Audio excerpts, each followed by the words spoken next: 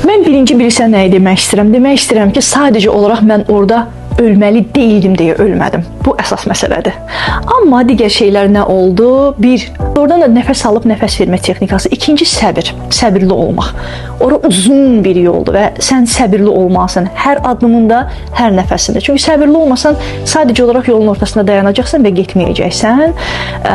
Üçüncü, hətta baxmayaraq ki, oksigen maskası taxmışdım və mənim söhbət eləməyə elə də imkanım yox idi, amma bədən dilimlə nəyə ehtiyacım olub olmadığını, hansı an belə deyim də dostluq, hansı an narazılıq, hansı an etirazımı da bədən dilimi düzgün istifadə eləməklə göstərdim. Bu məni çox qurtarırdı. Dördüncü bacarıq ölçmək, keçdiyim yolları ki, burada bunu eləsəm nə qədər təhlükəlidir, nə qədər təhlükəli deyil. Yəni orada tərəzidən düzgün istifadə eləmək.